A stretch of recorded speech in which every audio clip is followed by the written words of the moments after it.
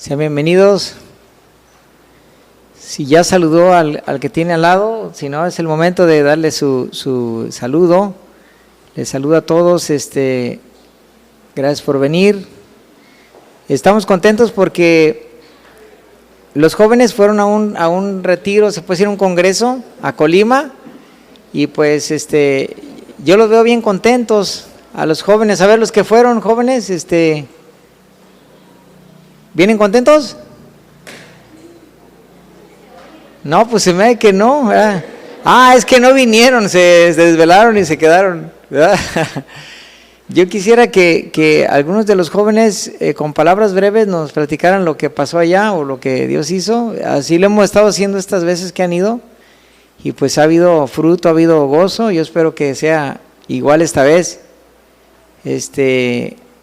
Algunos de los jóvenes que quieran pasar, sobre todo de los que normalmente no han pasado, que quisieran pasar, de los jóvenes que fueron al congreso, que quieran dar unas palabras de lo que Dios hizo o lo que aprendieron brevemente o lo que Dios hizo, puso. A ver, jóvenes, levanten su mano. ¿Quién se va a animar? Acuérdese que usted había dicho en su corazón: no, yo voy a pasar si me llaman, así es que es el momento.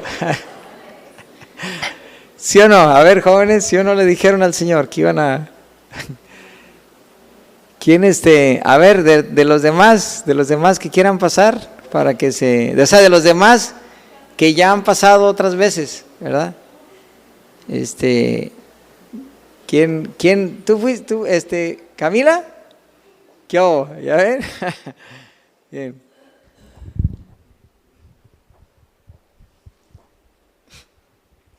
Buenos días, hermanos.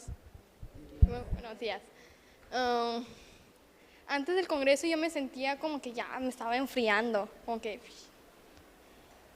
Y yo al ir al congreso, pues sentí como que los ánimos ya, como que, quiero adorar a Dios, como que ya me subían los ánimos.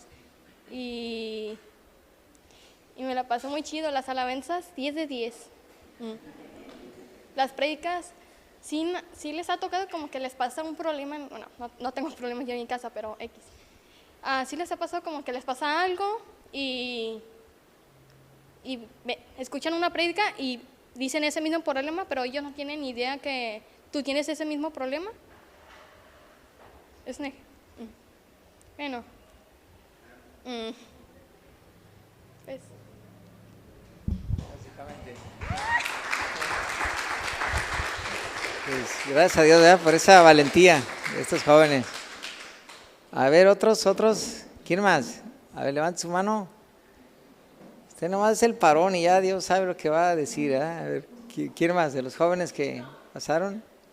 ¿Quién más fue? A ver, levante la mano. ¿Quién fue? A ver.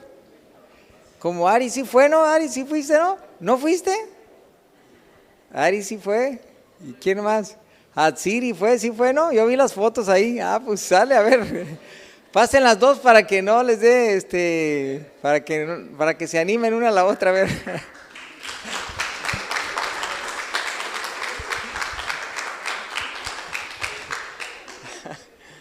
Bueno, vamos, ¿en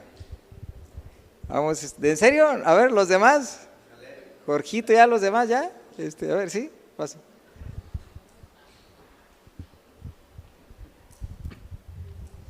Pues buenos días, hermanos, ¿cómo están? ¿Bien? Pues la verdad que sí fuimos varios jóvenes, me gustaría que pasaran, la verdad, pero entiendo que a veces los nervios o el miedo pues no les impide pasar. De igual modo, pues si gustan pasar, pues aquí los esperamos, no hay ningún problema. Por ejemplo, Osvaldo me gustaría que pasara también. Pásale, brother, vente. Pásale, vente. Después de mí vas tú, vente. Tiene que pasar Osvaldo.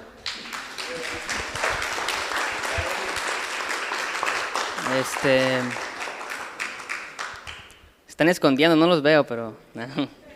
Lisbeth, hermano, ¿no vino Lisbeth? ¿No? Híjole. Ok. Vamos a marcarle ahorita para que se venga en camión. Los demás jóvenes, si gustan pasar también, Gerson, Brian. ¿No? Gerson, Brian. Bueno, es que ellos ya han pasado muchas veces.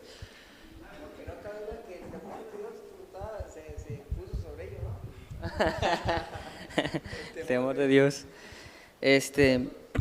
Bueno, hermanos, el tema del congreso fue reinicio. Ese fue el tema, fue el logo. Y la verdad que fueron temas enfocados más que nada a personas que conocen del Evangelio, que tienen tiempo en la iglesia, pero que no han tomado ese paso, esa decisión de entregarse a Cristo. Están como en un estado de no receptivo. Escuchan, entienden la palabra, pero no deciden rendir su vida a Cristo. Ese fue el mensaje principal. En lo personal yo puedo decir que me llevé algunas cosas que yo puedo decir que eran para mí, que son de parte de Dios, y las recibí en mi corazón, las tengo ahí presentes y espero recordarlas constantemente para aplicarlas en mi vida. De mi parte creo que no podría agregar más, solo decir que Dios pues sí habla de acuerdo a la necesidad de cada uno, de acuerdo al problema, a lo que esté pasando. Y me da mucho gozo y mucho gusto ver que los jóvenes asistieron a la iglesia, asistieron al congreso. Más gusto me diera, la verdad, que pasaran también aquí al frente. Pero también yo entiendo también el miedo y el nervio que hay de estar aquí en el púlpito, no es cualquier cosa. Ayer compartió Gerson, allá en Colima, tocó pasar a él y compartió un tema como de 10 minutos. Y se le veía fresco, relajado así, pero yo sé que dentro de sí, no, estaba temblando. Porque así se sienten los nervios, la responsabilidad, el compromiso. Entonces, pues se le vamos a dejar pasar, porque los entendemos y pues está bien que se queden ahí, que no pasen, es entendible. Por otro lado, pues me da gusto ver que Osvaldo sí se animó, es un ejemplo aquí, se paró aquí a comentar algo. Y pues voy a dejarle lugar a él para que nos pueda bendecir con algunas palabras. No, pues antes que nada, buenos días hermanos a todos. Y quería comentarles, no, pues como dice Camila, todos íbamos como medio fríos ya. Y estás ahí y sientes que te quemas por la palabra y aparte por el calorón que hacía. Sí, no, las alabanzas muy bonitas, la prédica también, todo estuvo muy bien, la verdad. Todo sea gracia de Dios. Y ya creo que es todo por ahorita. Está bien.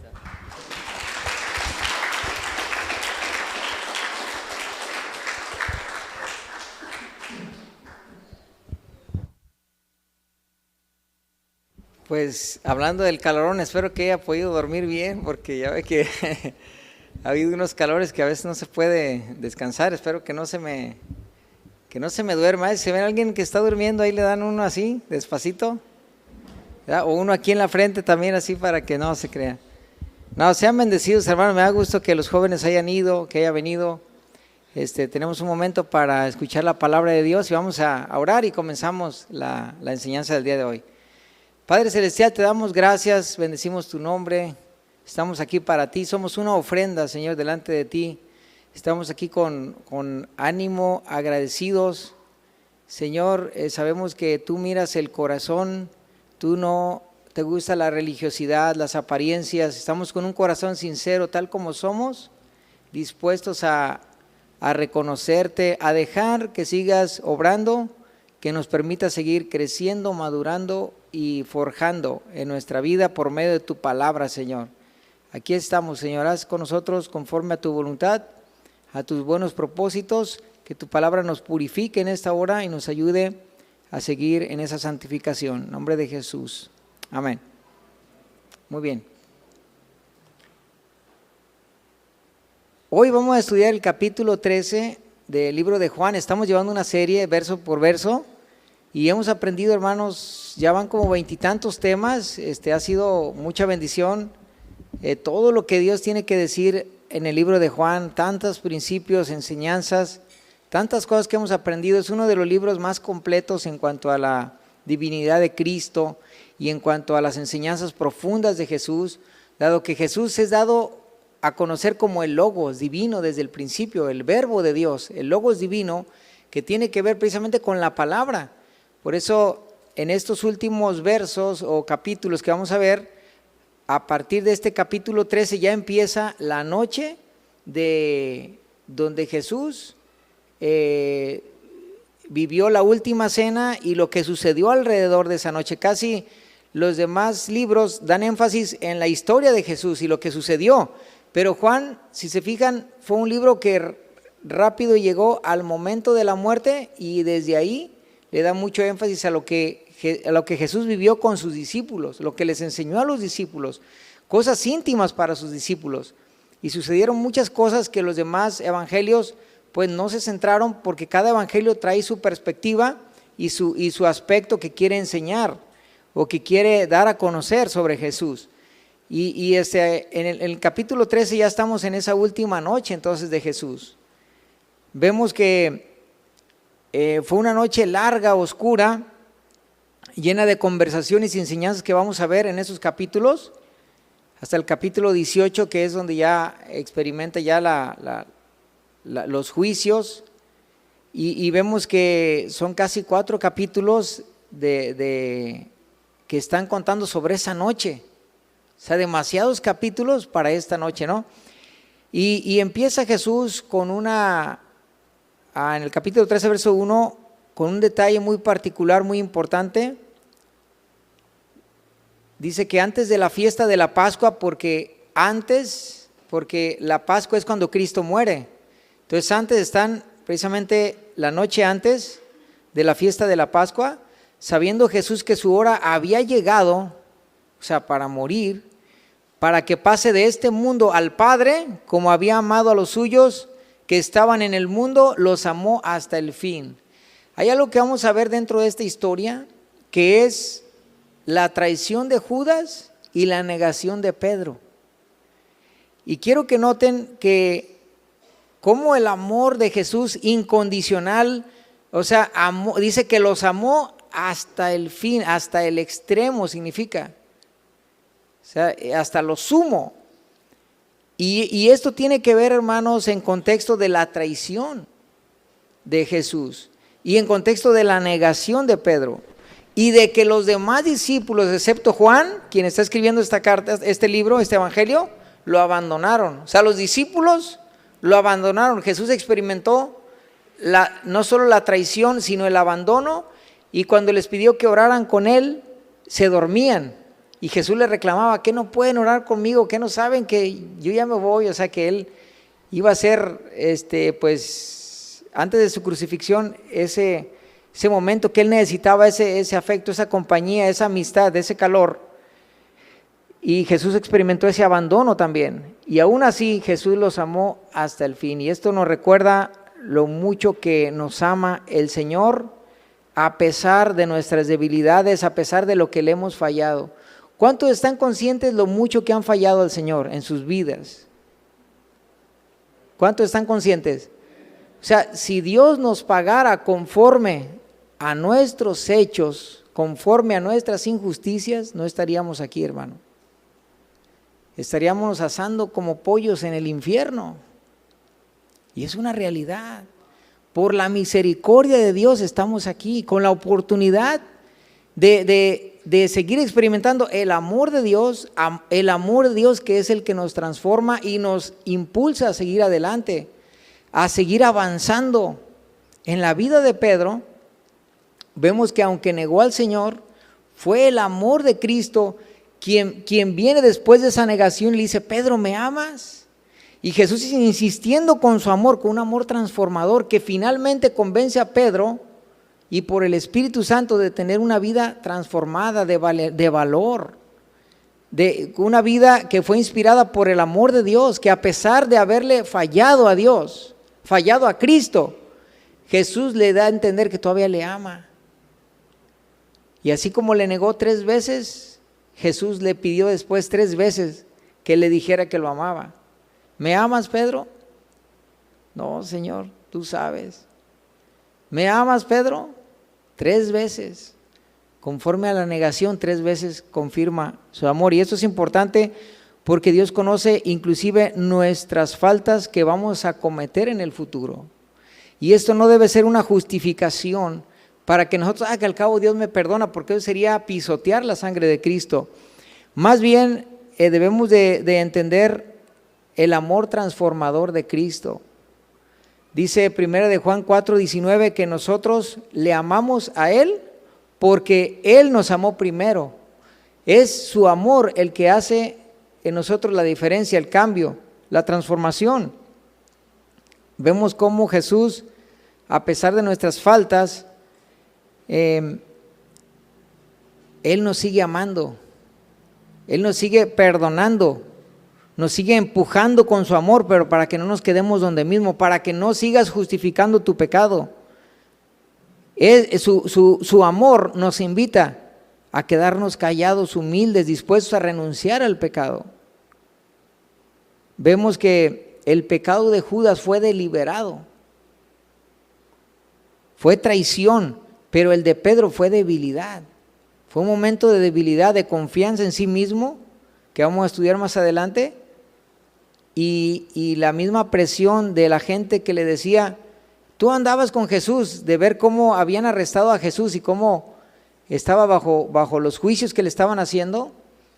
Él sintió temor y por temor negó a Jesús. Vemos que entonces el amor de Jesús es incondicional, es hasta el fin, dice aquí la Escritura. Él nos ama. Yo quiero preguntarte algo. Judas traicionó a Jesús. Yo quiero decirte, ¿en qué momento Jesús dejó de amar a Judas? En ningún momento. Finalmente Judas se ahorcó, Judas se suicidó, y según la Biblia, Judas es llamado el hijo de perdición, y les dijo, uno de ustedes es un diablo. No vaya a salir aquí uno de ustedes diciendo, ¿seré yo, maestro? Porque entonces sí ya...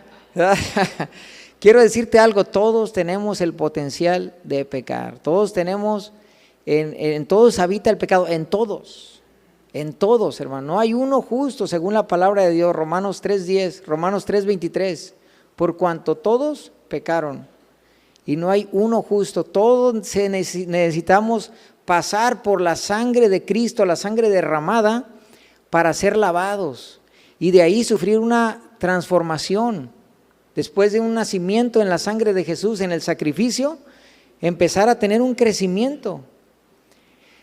Y todos estamos expuestos, mientras estamos en esta carne, a fallar, al pecado, y estamos expuestos también al mal.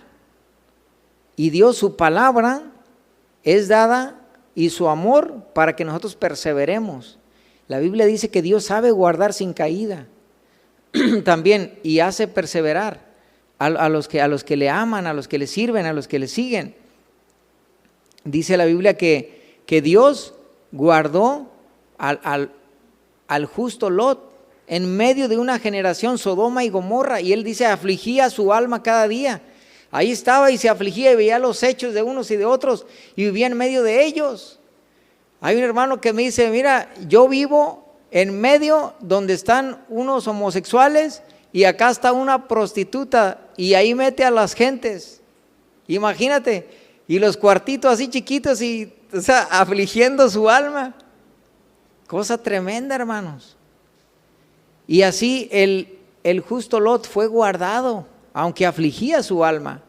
Y estamos en un mundo caído, devastado por el pecado, por la maldad, y necesitamos, hermanos, que dejar que el amor de Dios nos haga el cambio. Uno por sí mismo no puede, somos inútiles, pero la obra de Dios en cada uno va a hacer grandes cosas, como la que hizo en los apóstoles, simples pescadores, humanos caídos, terrenales, a ser grandes hombres de Dios, grandes siervos de Dios, del Dios Altísimo. ¿Cuántos dicen amén? Vemos entonces que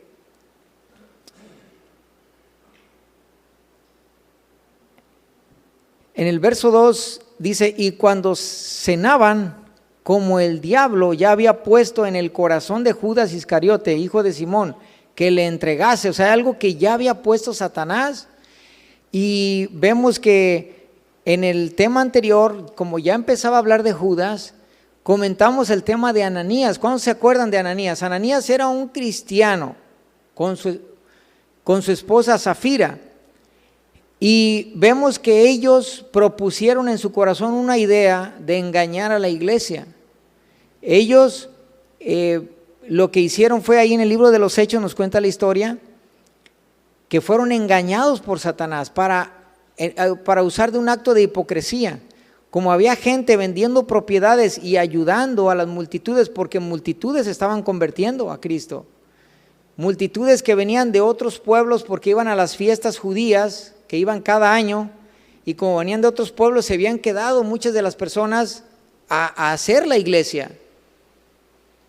Y entonces había mucha necesidad, y ante la necesidad la gente vendía las propiedades sin que nadie les dijera, sin que los apóstoles impusieran.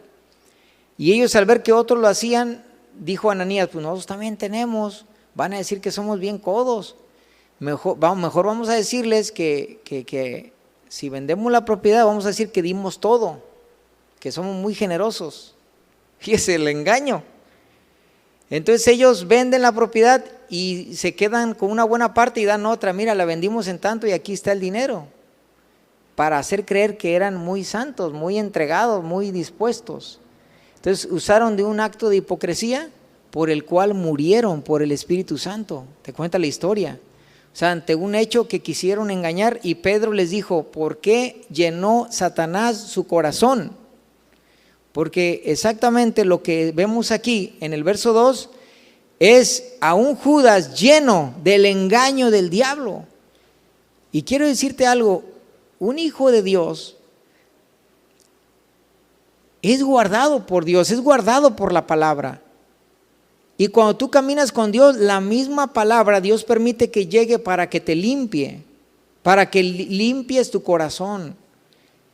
Pero el andar de la vida va a hacer que de repente Satanás quiera sembrar una semilla, quiera sembrar un resentimiento, una amargura, avaricia, fornicación, pornografía, lo que sea. Empieza el engaño y empieza, ¿sabes dónde? Por los pensamientos. Y es a través de pensamientos que se vuelven ideas. Y es a través de ideas que se vuelven prácticas. Y es a través de prácticas que se vuelven un estilo de vida. Y la Biblia dice que Judas extraía del dinero, o sea, ya era una práctica, acuérdense que el ministerio de Jesús duró algunos años, entonces Judas era el tesorero y él ya robaba de la bolsa. Él ya tenía una práctica de estar robando. Él decía, pues esta es mi comisión, y agarraba su comisión, pero él solito, sin que nadie se la diera. Y entonces todo eso, Judas, dice la Biblia que en los mismos evangelios te va contando sus cosas que él se fue guardando. Y cómo Satanás lo que fue haciendo fue llenándolo. Y así es una persona que no se santifica, que al encontrar la palabra de Dios, al venir a la iglesia, no deja que la palabra de Dios haga la obra. La palabra de Dios está diseñada por Dios para limpiar la iglesia, y que cada uno de nosotros experimente esa santificación por medio de la palabra, por medio del estudio diario de la palabra. La palabra nos limpia. Dice la Escritura, ¿con qué limpiará el joven su camino? ¿Con qué? Con guardar tu palabra, porque la palabra de Dios te limpia. Dice Juan 17:17, dice, santifícalos, le dice Jesús al Padre, en tu verdad. Tu palabra es la verdad. O sea, la santificación viene por la palabra. Pero hay algo importante aquí, de que cada uno de nosotros necesita discernir el engaño del diablo, porque Satanás busca un área débil. Cada uno tiene diferentes áreas débiles, cada uno. Tú debes de identificarla y fortalecerla, porque por ahí Satanás va a querer engañarte. Hay áreas fuertes en tu vida. A Satanás no le preocupan esas áreas fuertes, él va sobre las debilidades.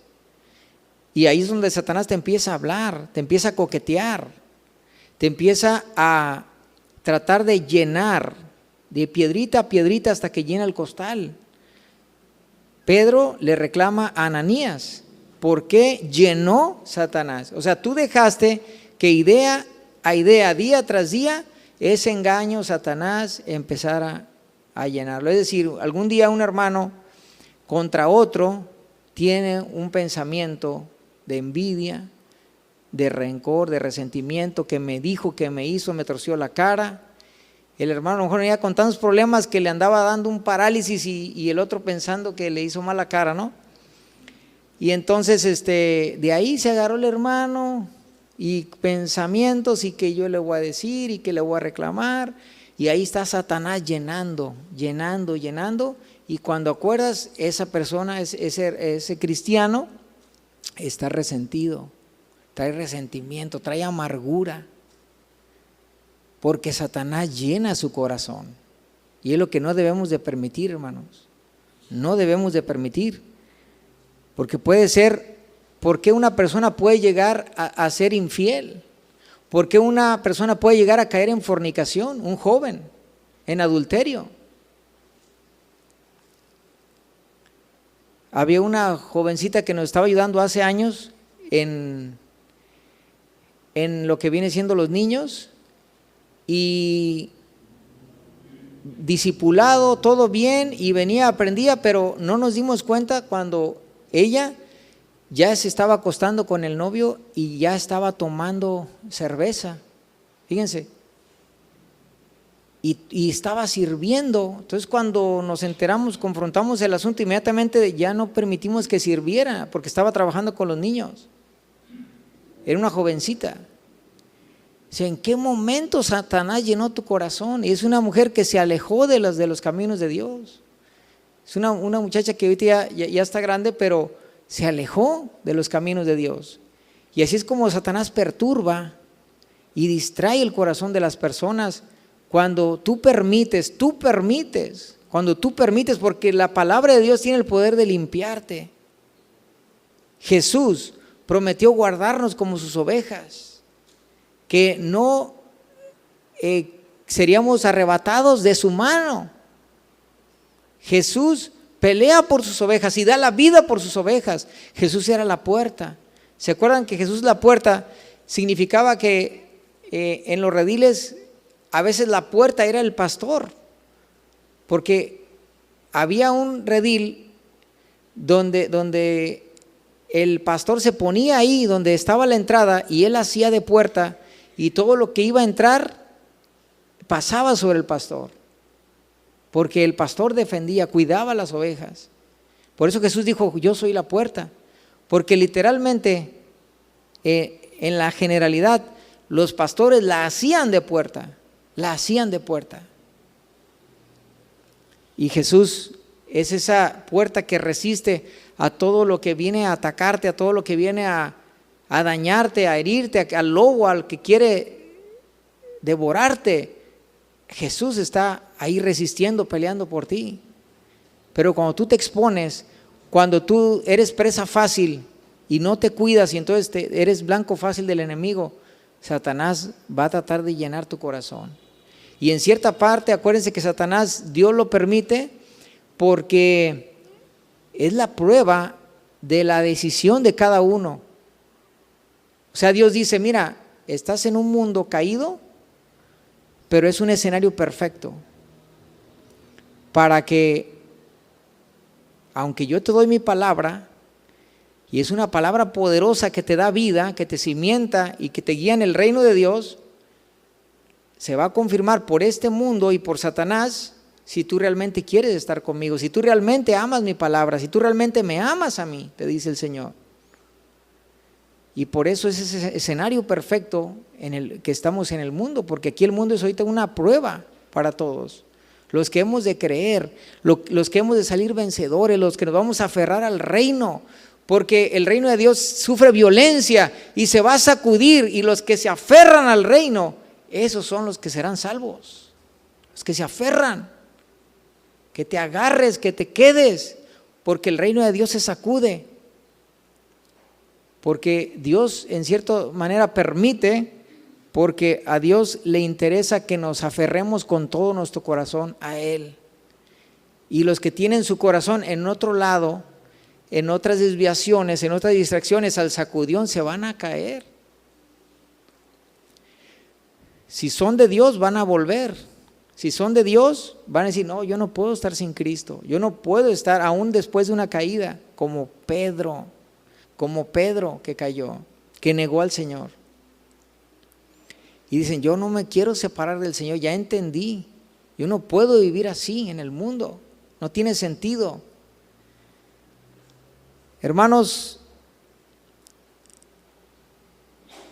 así fue como Judas fue engañado, mantuvo esa desviación de su corazón, que llegó a convertirse en un modus operandi, a diferencia de Pedro. Pedro ahí estaba, pero cayó. Pero Judas era un simulador, mantuvo un engaño. Dice el verso 3 que sabiendo Jesús que el Padre le había dado todas las cosas en las manos y que había salido de Dios y a Dios iba. Porque Jesús, a pesar de que se hizo hombre, tenía esa interacción, esa comunión y la llenura del Espíritu Santo, y en todo tenía esa visión clara de lo que era su propósito, su misión, y después de esto regresar al Padre. Lo mismo nosotros como cristianos, para muchos la fe es un asunto solamente de creencia, pero para un verdadero cristiano, la fe en Cristo es una vivencia, es una experiencia, es una comprobación, porque vives bajo el poder de Dios, bajo la manifestación del Dios Todopoderoso, bajo la obra que es activa en el creyente, a diferencia de una religión. Una religión solamente son creencias, pero en Cristo es una vivencia. Dice Romanos 8:14 que los que son guiados por el Espíritu de Dios, estos son hijos de Dios. O sea, cómo Dios te va guiando, te va conduciendo y te va llevando de una u otra manera, y vas viendo su obra, su poder. Hermanos, ver el libro de los Hechos, vean el libro de los Hechos. El libro de los Hechos es como, aunque Cristo no estaba el Espíritu Santo guiándolos para aquí, para allá, liberando, restaurando, resurrecciones y haciendo una obra extraordinaria de dirección a la iglesia. Dice el verso 16, el Espíritu mismo de Romanos 8:16, el Espíritu mismo da testimonio a nuestro espíritu de que somos hijos de Dios. Así que en nuestros corazones no hay eso de que será y será cierto. Y la religión verdadera, y hay gente así con la idea de la religión verdadera, estamos en el verdadero, en su Hijo Jesucristo. No hay religión verdadera, estamos en el verdadero, así dice la Biblia. La Biblia no te habla de una religión verdadera, te habla de Jesús como la vida para aquel que está muerto, que llega a resurrección. Hemos sido resucitados, tenemos una experiencia con Dios. El discernimiento ahora se ha despertado. El amor de Dios es algo que no teníamos. El amor de Dios, el discernimiento, el temor de Dios, la esperanza que antes no teníamos. Una esperanza viva. Son los sentidos del Espíritu, sentidos que te permiten vivir la experiencia con Dios y la obra del Señor, que nos lleva a una vida de fe. No se trata de una idea ni de una creencia vacía, sino que vivimos llenos del Espíritu Santo, que nos guía, que nos da testimonio, que nos ha transformado, que ha regenerado nuestro corazón, que nos ha dado esa seguridad por todo lo que el Espíritu también manifiesta en el poder que se manifiesta en el cristiano. Por los 5 sentidos que acabo de mencionar, espirituales, que no tiene una persona muerta, que no tiene a Cristo. Dice el verso 4, se levantó de la cena y se quitó su manto y tomando una toalla se la ciñó. O sea, Jesús, sabiendo ya que era su último momento, en medio de lo que iba a suceder con Judas, él agarra una toalla, se ciñe, listo para lavar los pies de los discípulos, hermanos. Esto de lavar los pies solamente lo hacían los esclavos. Cuando alguien tenía una casa y se lavaban los pies, pues lo hacía cada quien, pero si alguien tenía un esclavo, el esclavo hacía esa función, nadie más. Y lo hacía el esclavo de menor rango. Dice que luego puso agua en un lebrillo y comenzó a lavar los pies de los discípulos y a enjugarlos con la toalla con que estaba ceñido, o sea, hasta secarle las patitas, roñosas, callosas, con uñas gavilaneadas, porque antes no había pedicura. Entonces imagínate Jesús lavando los pies y luego con la toalla era secando los pies. O sea, Jesús antes de irse les deja una lección de humildad tremenda. O sea, la acción de Jesús al lavar los pies fue un ejemplo de servicio y de humildad. Porque fíjense que, como te comentaba, solo los esclavos hacían esa función y Jesús toma esa función de servicio. Jesús dejó claro lo que dice el versículo 13 y 16, más adelante dice sobre Jesús, dice que el amo, que el siervo no es mayor que su señor y que Jesús lo que está haciendo, aunque sabe que él es mayor, él está tomando un acto de servicio y que también deberían lavarse los pies unos a los otros, porque hay algo que no dice esta historia en Juan, que sí dice Lucas 22, 24 al 27, explica que en esa noche, cuando Jesús le lava los pies, justo estaban discutiendo un tema, y ese tema era ¿quién es mayor entre nosotros? No sé si lo van a entender, pero se estaban discutiendo como si el papado, como que si quién iba a ser el papa, por decir así, una cosa así. Ahorita lo van a entender por qué. Porque al hablar de papa estoy hablando de una posición entronizada, coronas, liderazgo, yo soy el jefe, yo soy el amo, el dueño de las tierras, el dueño de los ejércitos, el dueño, o sea, eso a nivel papista, a nivel romano. O sea, se estaban peleando la jerarquía, quién es mayor. Entonces Jesús, según Lucas, hubo esa conversación previa. Para lo que nos cuenta Juan aquí, en esta lección de servicio y humildad, quiere decir que aquí Lucas amplía el hecho de lo que se había estado discutiendo. Y Jesús deja bien en claro que en el reino de Dios el más grande no es el jefe de todos, el que manda sobre todos, sino el servidor de todos. ¿Qué es lo que aprendemos cuando vienen al discipulado? Aprendemos a servir, a servirnos, que estamos para servir. El que está a la puerta, el que está en los niños, el que está predicando, que todos estamos para servicio, para servir. Y es lo que Jesús dijo. Mira, dice Filipenses 2:5, haya pues en nosotros este sentir que hubo también en Cristo Jesús. ¿Qué sentir? En que siendo Él en forma de Dios, no estimó el ser igual a Dios como cosa que aferrarse, sino que se despojó a sí mismo para venir a tomar aquí en la tierra una forma de siervo, hecho semejante a los hombres, y estando en la condición de hombre se humilló a sí mismo, haciéndose obediente y obediente hasta la muerte, y muerte de cruz.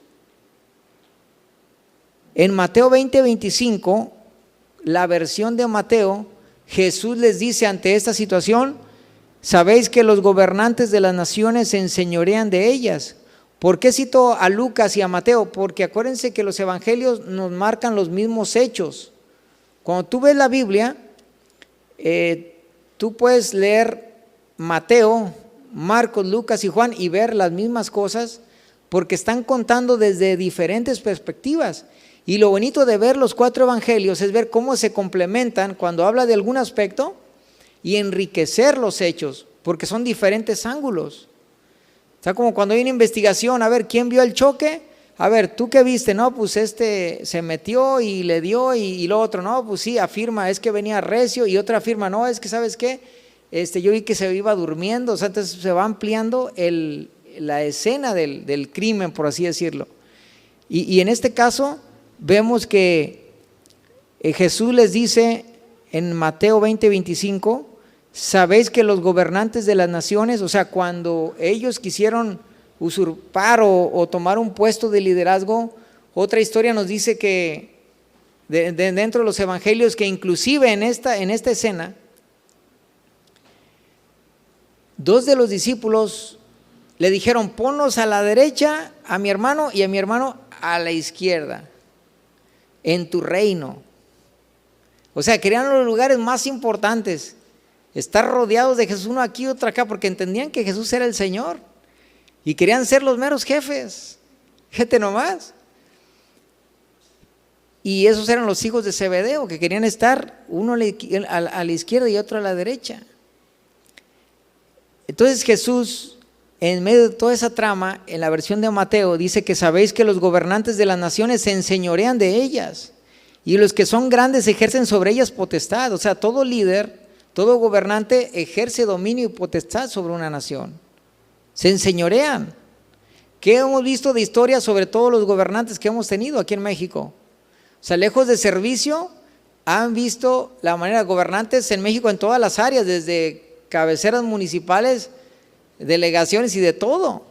O sea, al tener un puesto de poder se sirven y tratan de agarrar con la cuchara grande. Digo, sin herir la susceptibilidad de nadie, ya estoy hablando en general. Porque vemos que el ocupar un puesto de autoridad es para enriquecerse, para ver cómo van a enseñorearse del mundo. Y dice la Escritura que nosotros no será así. Mas entre nosotros no será así, dice Mateo 20:26, sino que el que quiera hacerse grande entre vosotros será vuestro servidor.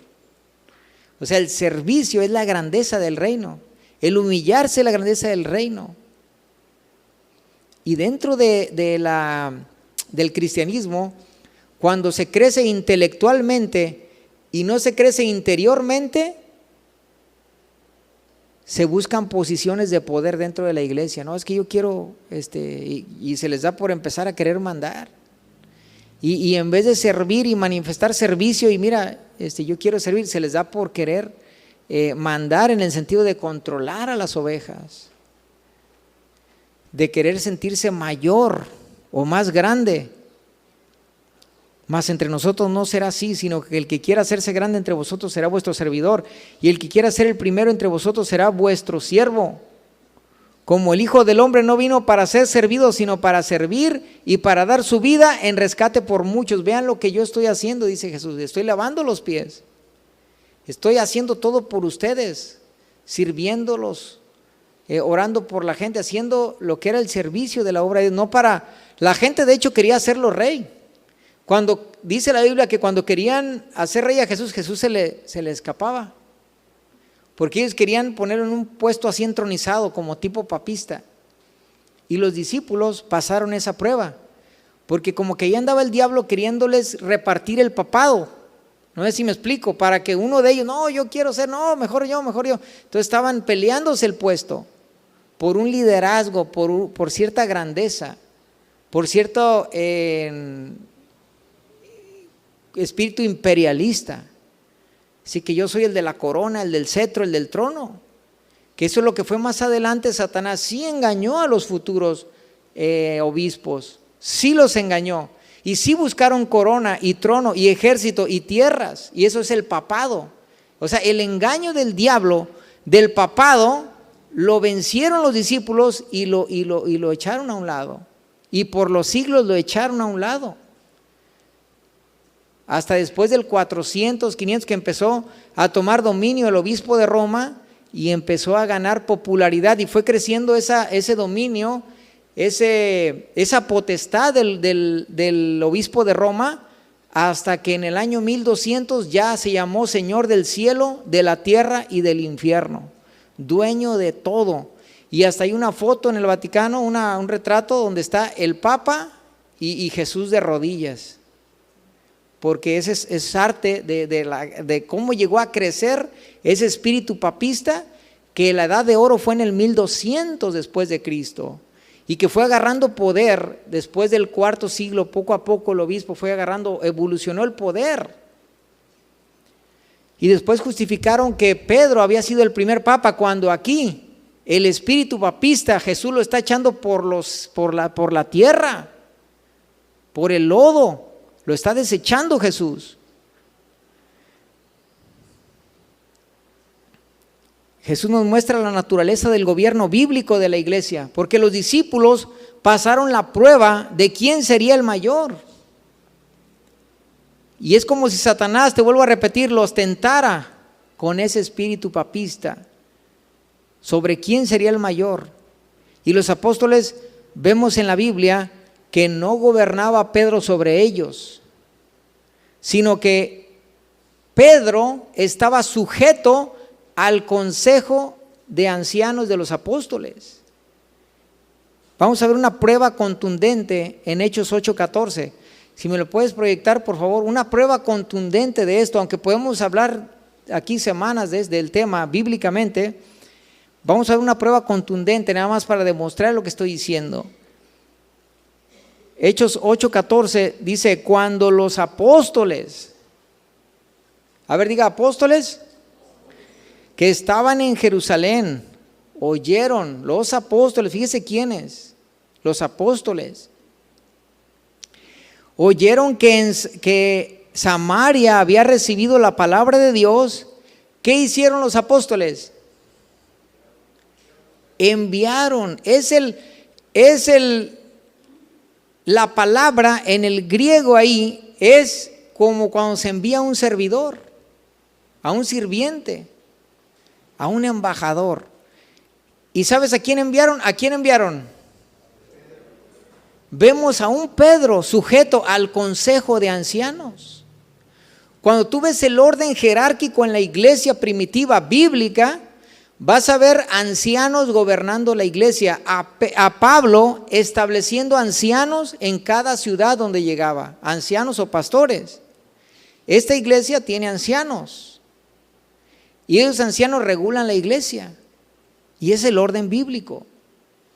No es ese espíritu papista que Roma se sacó de la manga, porque en Roma había césares romanos y el poder del César romano, cuando cae después del 400, ya no hubo césares romanos, el lugar lo empezó a ocupar el obispo de Roma y por eso empezó a crecer el poder del obispo y por eso llegó a usurpar el poder del César, del trono de César, la corona del César que Jesús había dicho, dar al César lo que es del César y a Dios lo que es de Dios. Son cosas separadas, pero llegó el obispo de Roma y empezó a juntar todo, lo del César con lo de Dios, y se creó, o más que nada tomó sentido ya más la iglesia tradicional que ahora se conoce como iglesia católica, por el poder político de César, de lo romano.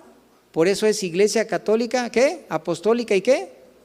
Romana, porque se fusionó lo romano, tanto el poder, cultura, política, con el cristianismo. Entonces surgió otra cosa que no era el cristianismo bíblico. Y vemos aquí la palabra de Dios, una prueba contundente, como muchas más que puedo pasármela aquí explicando, que Pedro se sujetó al orden de los ancianos y fue enviado. Vemos a Pedro un sirviente, que era un cabecilla entre ellos ciertísimo, que tenía una autoridad cierto, que tenía un liderazgo cierto.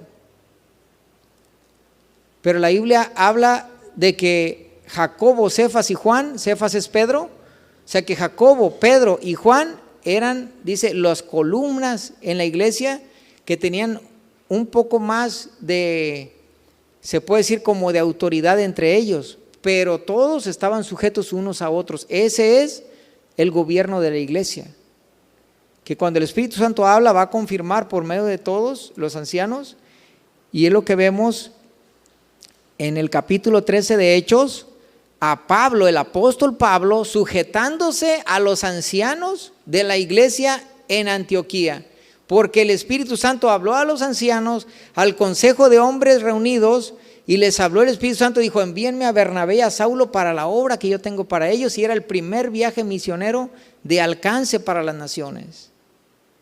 Y enviaron a Pablo, Y Pablo se sujetó como apóstol del Señor, tremendo hombre, pero se sujetó al consejo de ancianos de Antioquía, porque ese es el gobierno de la iglesia, los ancianos confirmando en unanimidad que el Espíritu Santo está hablando a la iglesia.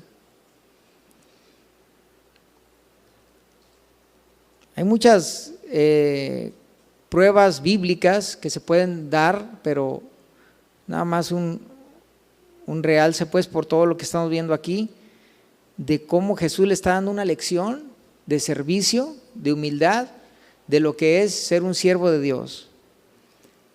Es en cuestión de servicio, no de grandeza, no de títulos, no de libros que hayas escrito, no de influencia.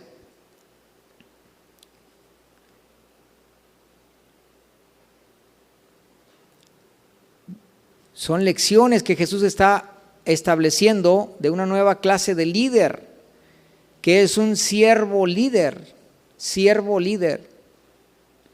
Es decir, que aunque el líder es siervo, cuando Jesús es representado en los evangelios, por eso en cada evangelio se habla de un aspecto diferente de Jesús. Por ejemplo, Juan habla de Jesús como Dios, pero Lucas como hombre, entonces Dios hombre. Y luego Mateo habla como rey y Marcos como siervo, entonces rey, siervo. O sea, es como la contraparte o lo que completa a Jesús en diferentes aspectos. Aunque es rey, aunque es el Señor, dijo, mira lo que hago por ustedes, y le lava los pies. Y ustedes, dice, hagan lo mismo. ¿Cuánto dicen amén? Entonces, lo que debe haber aquí en la iglesia, hermanos, es un servicio mutuo, unos con otros.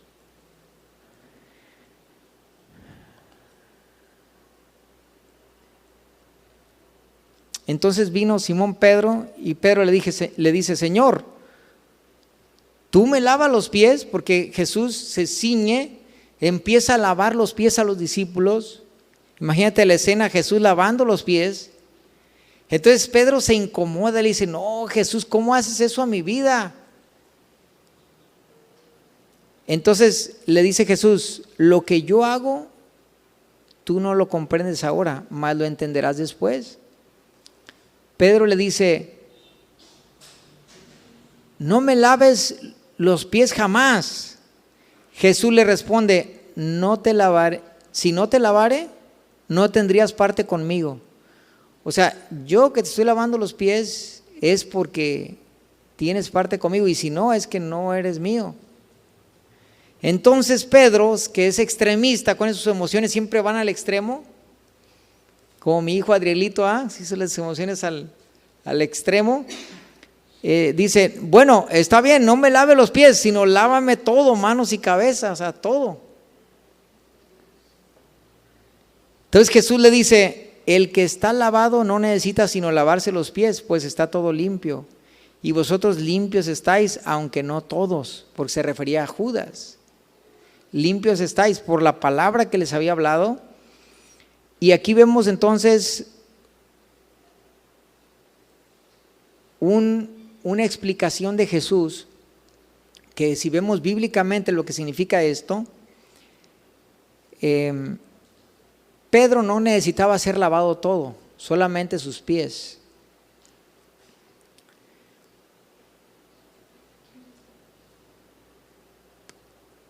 Quiero que hagan una diferencia entre lo que es la unión con Cristo y la comunión con Cristo. Porque Pedro estaba ya unido a Cristo por la fe. Acuérdense que Pedro ya había confesado a Jesús, tú eres el Hijo del Dios viviente, el Cristo. ¿Se acuerdan? Ok, entonces cuando una persona acepta a Cristo, está protegido por su sacrificio que Jesús hizo. Aunque aquí todavía no lo hacía, dice Jesús, por la palabra que les he dado, porque ya estaban unidos a Jesús. Entonces, cuando Cristo da su vida, todo aquel que se arrepiente de sus pecados, que le entrega su vida a Jesús y nace de nuevo, está limpio, está lavado, espiritualmente ha sido santificado, espiritualmente. Su espíritu es hecho perfecto. Y hay bastantes citas que hablan de eso, de esa perfección espiritual que el cristiano alcanza, porque es regenerado. Y espiritualmente está en una posición, dice Jesús, Efesios 2, 10, del 7 al 10, dice que estamos sentados junto con Cristo. O sea, posicionalmente el Espíritu alcanza como su plenitud en un cristiano, el Espíritu. Pero nosotros somos espíritu, alma y cuerpo. Entre tanto que nos relacionamos con Dios y vivimos una vida diaria, aunque estamos limpios, necesitamos lavarnos los pies, porque andamos en el andar diario. Y el andar diario nos va a ensuciar. ¿Cómo nos relacionamos? Que de repente hay pecados de carácter, pecados no de muerte, pero que sacan a veces lo peor de nosotros. Y espero que me esté entendiendo, hermanos, porque estamos llegando a la parte final del tema, y esto es muy importante, porque la obra de Dios ya se completó con su sacrificio en nuestro espíritu, mientras que en el diario hay una santificación, en el diario. Entonces sí tenemos que diferenciar lo que es el estar unido con Cristo, es cuando tú le aceptas. ¿Sabes qué? Yo no había escuchado el Evangelio, o vengo escuchando el Evangelio, pero hoy le quiero entregar mi vida a Jesús. Hoy quiero ser lavado en Él, renovado, regenerado, entender que alcanzo el perdón de pecados, que mi vida es nueva en Cristo. Y una vez que eres nuevo, el caminar diario te va a ensuciar los pies. Y necesitamos lavarnos los pies, no todos, porque ya estamos limpios en Cristo. ¿Cuánto lo entienden? Esa es la santificación, hermanos. La salvación se refiere cuando nos unimos con Cristo. Entonces después ya no necesitamos ser salvos y salvos y salvos, sino hay un perdón de pecados que se refiere a la santificación. Aunque tu espíritu es perfecto ya, hay un perdón de pecados que tiene que ver con el lavamiento, porque nos ensuciamos los pies. Y te voy a decir algo, lo que pasa es de que culturalmente había baños públicos. O sea, imagínate ahora tu casa y aquí está mi baño, ¿no? O en los ranchitos, así unas petates así que cubrían y te bañabas. Pero no, antes la gente en los pueblos tenía que recurrir a lugares públicos, o sea, a baños públicos para bañarse. Y cuando se bañaban en lugares públicos, al ir a su casa se ensuciaban los pies. Eso es culturalmente. Entonces lo que pasaba es que al llegar a su casa ya tenían sucios los pies, pues se lavaban los pies. Entonces el lavamiento completo es en Cristo cuando le aceptas. Pero en el diario nos vamos a ensuciar. Y eso es lo que dicen los jóvenes. Es que ya me sentía como que ya las pilas las traía abajo, ya no me sentía igual, ya me estaba enfriando. A ver, jóvenes, despierten. Yo sé que vienen desvelados de su viaje y que ya anduvieron con mucho power y todo. Qué bueno. Pero eso es lo que les pasa, jóvenes. Tienen que aprender, jóvenes y iglesia en general, tienen que aprender a lavarse los pies. Dile que está a tu lado: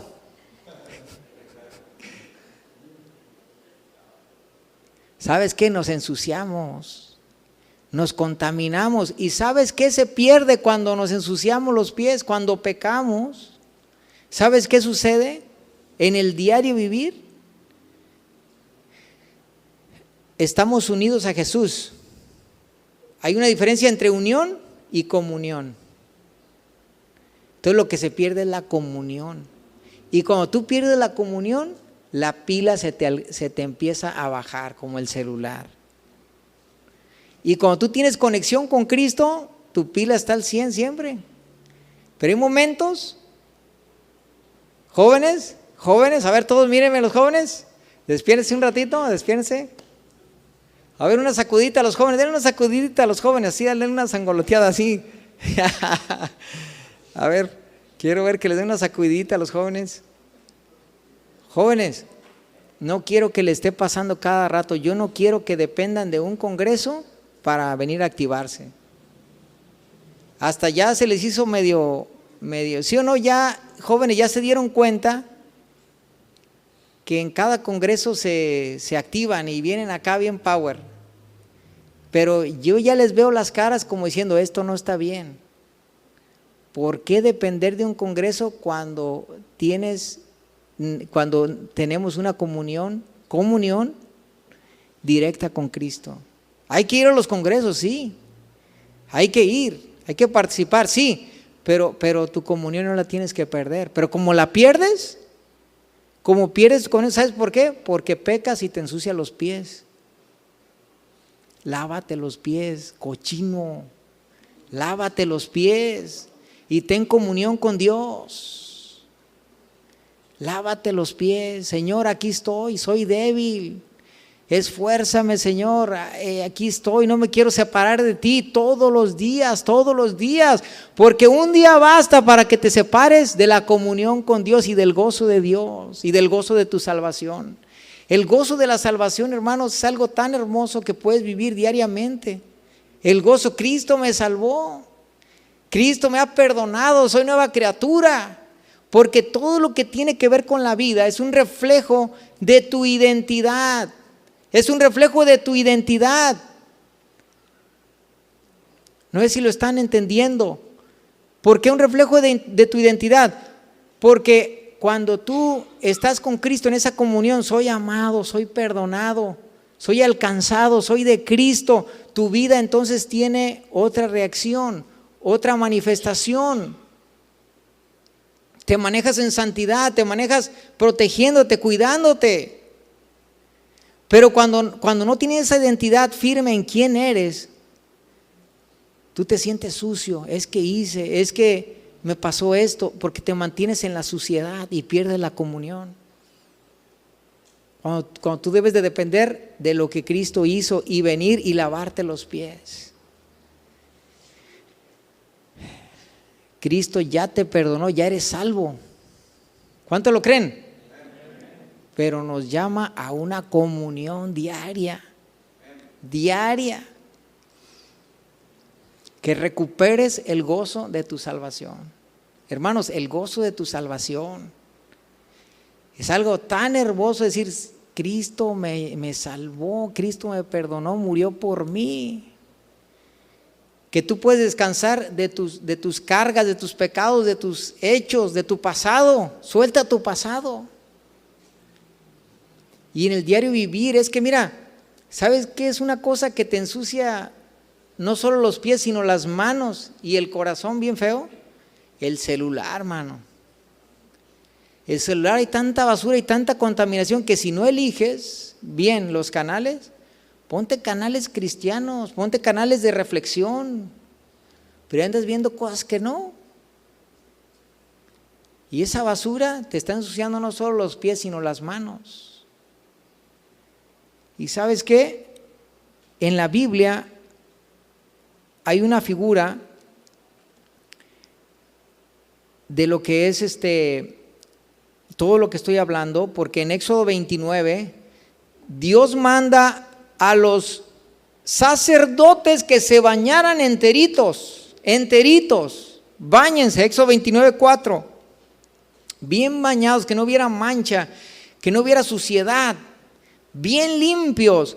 Y aún estando limpios, bañados, existía el lavacro, porque ya bañados entraban a servir al tabernáculo, y en el tabernáculo el lavacro era para lavarse las manos y los pies.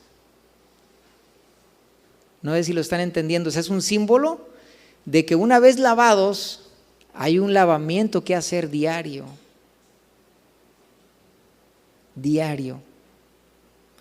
Por eso tiene mucho sentido cuando Juan 1:7-9 dice, si confesamos los pecados, Él es fiel y justo para perdonarnos. El abogado que tenemos delante del Padre Jesucristo, perdonando todos nuestros pecados. O sea, debemos estar a cuentas. Aquí estoy, Señor, aquí está mi corazón, aquí están mis intenciones, aquí está, para que, y sabes, cuando haces eso, Satanás no va a llenar tu corazón jamás, porque Satanás puede echar 2, 3 basuritas a tu corazón, pero luego tú, diariamente, Señor, aquí está mi corazón, aquí está mi vida, y eso equivale a lavarte los pies y las manos, como en el lavacro.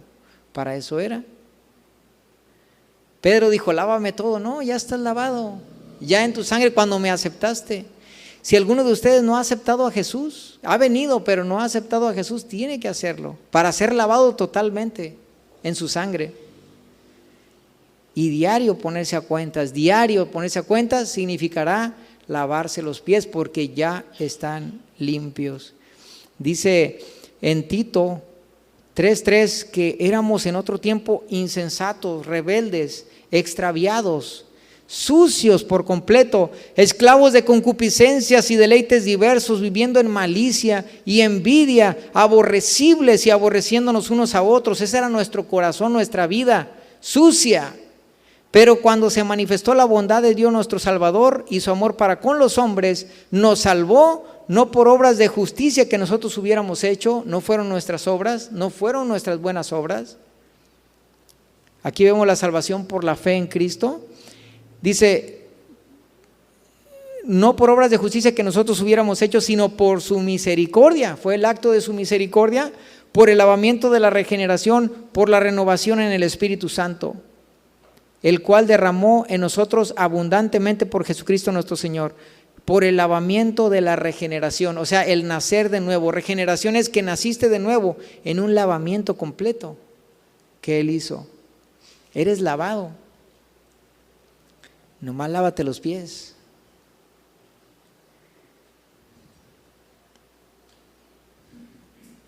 Espiritualmente hablando sería, haz cuentas con Dios cada día. Aquí estoy, Señor.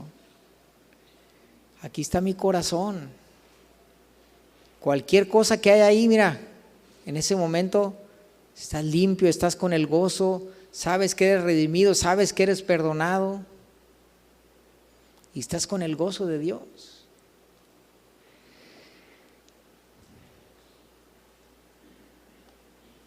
En Éxodo 30, 17 al 21, ahí está cuando no solamente los sacerdotes se lavaban por completo, como lo dice Éxodo 29, 4, sino en Éxodo 30, 17 al 21, ahí estaba el lavacro para que ellos lavaran sus pies y sus manos. Como la iglesia lo hace mediante la palabra, Cristo lavándonos con esa agua, Efesios 5, 25 al 26. Y como te decía Juan 17, 17, su palabra nos santifica.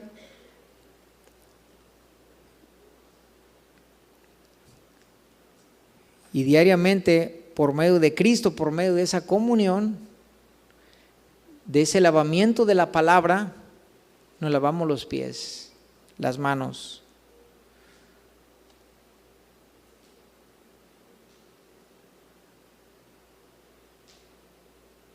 Bien, ¿qué tiempo tenemos? Si me avisa, por favor, la grabación. Yo quería aventarme el capítulo completo.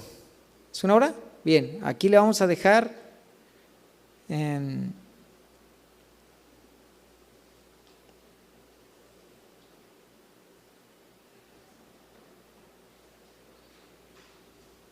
termino con esto, la idea nada más.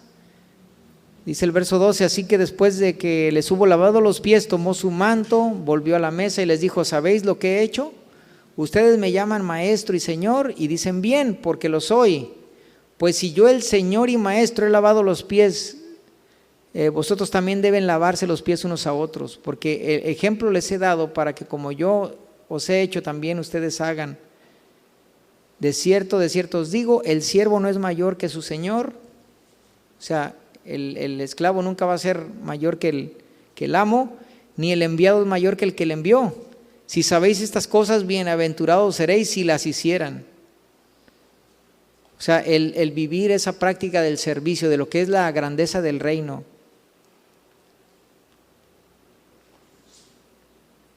Dice, no hablo de todos, yo sé a quienes he elegido, mas para que se cumpla la escritura, el que come pan conmigo levantó contra mí su carcañar. O sea, esto es hablando de Judas, que no todos estaban limpios, que Judas había de traicionarlo.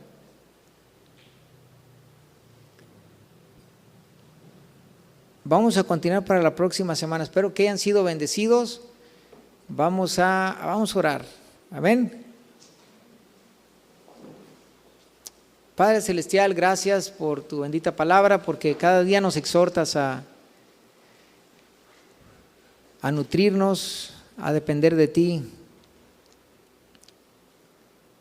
¿Cómo nos has dejado este legado del Evangelio, de tu palabra, para que nos limpie, nos guíe, nos lave? Por medio de tu Espíritu Santo, dejaste a tu Espíritu, Señor, para que guiara a la iglesia, para que fueran conducidos.